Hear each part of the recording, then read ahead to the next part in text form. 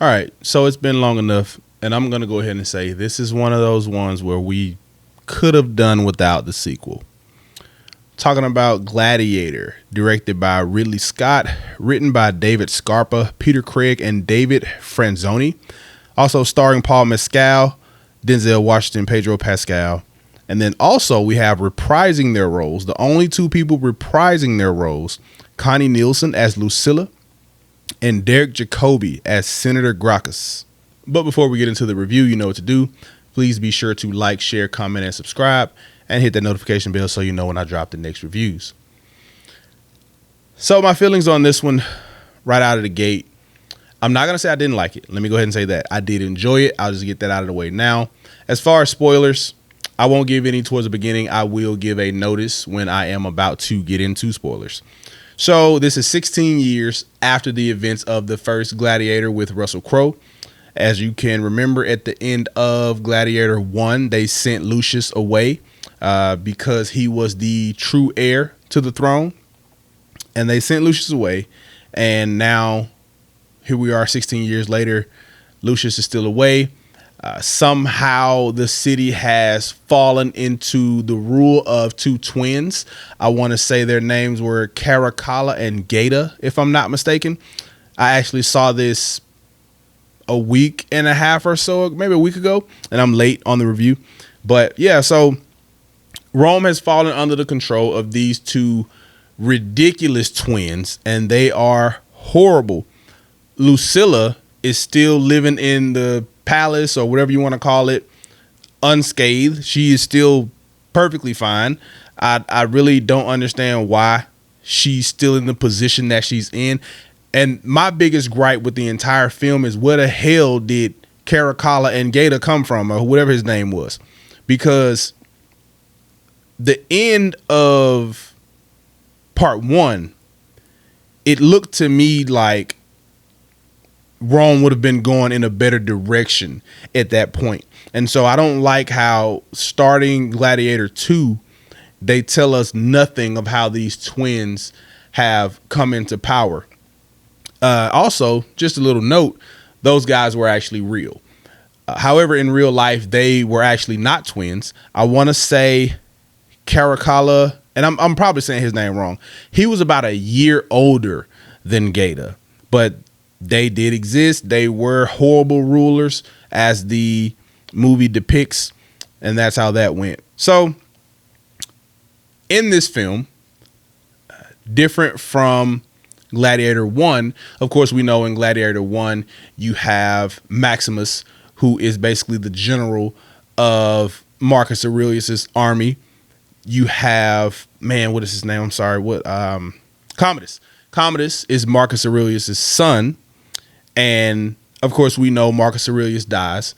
Before he dies, he says that he wants Maximus to be the new emperor. And he tells Commodus as much. Because of this, Commodus kills him. And then he seeks Maximus's approval. But Maximus, he knows the game. He like, nah, ain't no way. I literally just spoke to Marcus Aurelius. All right. So because Maximus does not agree to basically follow Commodus, Commodus tries to have Maximus killed. Maximus escapes. Eventually, they kill Maximus's family, and thus begins Maximus's quest for Commodus's head. Is how we really get into the events of part 1. Part 2 is different in the sense that Lucius is away. I cannot remember what name he was going by, but it was something. I want to say it was like Anus or something like that. But he's away. He's a grown man now. Again, this is 16 years later. He had to be like 10 or 11 when they sent him away in part 1. He's a grown man now. He's off and married, and he is a soldier or warrior, as his father Maximus was. So he ends up getting into his story because General Acacius, Acacius is essentially what Maximus was. Acacius and his army, Roman army, are going to an area where Lucius was, and they wanted to conquer it, essentially. right? Conquest, conquering. That's all that was happening in this time. Acacius orders the death of Lucius's wife, not because he just wanted to kill her, because when you watch the film, you'll see that Acacius was actually a good man. He was just he's conquering lands at the request of his horrible emperors. And if you surrender, they weren't killing you for no reason. You know, they would take you and, of course, enslave you or send you to, you know, the Gladiator ship or whatever it's called. But Lucius's wife, and I don't remember her name, she was raising hell. Like she was going in, and she almost got Acacius. And Acacius turned and basically shouted to kill her. And so they kill her. Of course, Lucius is furious. He gets bopped over the head and he's out. He wakes up a little bit later, finds his wife. He's able to kiss her. And, you know, she's on her way. Okay, well, now Lucius is taken and he's a gladiator now, essentially. Fast forward.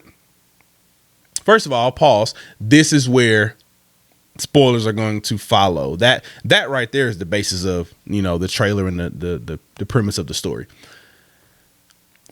We get into Denzel as Macrinus. I know that this is important for everybody because everyone's, oh, Denzel, and everybody's talking about him getting an Oscar and all of that. My humble, meaningless opinion, I don't see an Oscar for Denzel in this film. That is not saying that Denzel did not perform well. This is Denzel we're talking about. The reason I say that is because there was no range in his performance. I feel like there was nowhere near enough range to warrant an Oscar for Denzel in this film. Maybe a supporting nomination, but I don't see an Oscar. There just wasn't enough. Denzel was basically the same chill, cool person that he always is. He did a couple of things that were like, okay, I see you at this age, you still going off. But for me, it just wasn't enough. In part two, Denzel is basically the equivalent of Proximo, I think his name was, in part one, basically the leader of the gladiators. He chooses, you know, who to buy, who to train, and whatever. So that's Denzel's job. What Denzel wants, essentially, is to rule Rome himself. So he differs from Proximo in that way. The entire film, Denzel has this hidden agenda to be the emperor. He's a snake. He's a snake. And even as you watch him do his thing, it's so charismatic that you kind of don't really realize what he's up to. You can kind of tell that he wants to at least gain the ear of the emperors, right? Like maybe he wants to be one of the senators. Like maybe he wants to be kind of up in there, but like not the leader. But nah, the whole time Denzel is wanting to be the leader, and not the leader, the emperor, and that's what he's working towards. And he wants to use the rage that Lucius has for Acacius. Lucius wants to kill Acacius for the death of his wife. Denzel finds that out, or Macrinus finds that out, and he wants to use Lucius to kill Acacius so that he can get closer to Caracalla and Geta, is what he's wanting to do. Overall, the film is beautiful. It is a magnificent film. It's a big, bold film, very visually striking, beautiful picture. A lot of people took issue with the whole feeling of the Colosseum and the sharks and stuff like that. Obviously CGI, right? However, they did used to fill the Colosseum with water back in the day. That was actually a thing that would happen. So it's not far-fetched as, you know, as much as some people might think it was. Personally, I feel like part one was better. I definitely feel like part one was better. Man, you can't get much better than Russell Crowe. Not to say that Paul Mescal did a bad job. He did an amazing job. He did a great job. I loved him as Lucius. No problem. It's just, that's a hard act to follow, right? Joaquin Phoenix, Russell Crowe. Yeah, you added Denzel. Yeah, you added Pedro Pascal. But it's not part one. I was entertained, not boring at all, but it's almost like they gave us the same story in reverse. The best thing that we get here is that Lucius doesn't die, and he takes his place as the rightful emperor of Rome. I appreciated that. I definitely appreciated that, especially because, like I said, we start this film with Geta and Caracalla, and all I could continue to say was, who the hell are these dudes? So to see Lucius take his place, Lucilla dies, so he loses his mom. Of course, he lost his dad in the first one. And I want to say it was rumored among the people that Commodus might actually be his own uncle, might actually have been his father. So both possible fathers and your mother you've lost at this point. Macrinus was a backstabber. Lucius ends up killing Macrinus, rightfully so. And that's pretty much how that goes. So if I had to rate this one out of 10, I would give it an 8. Again, it was not a bad movie. I think it's one of those things where it was a little overhyped for me.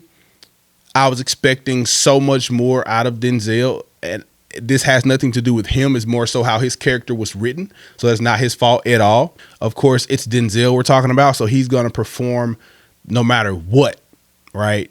His character could have been mute for all I care, and he still would have killed.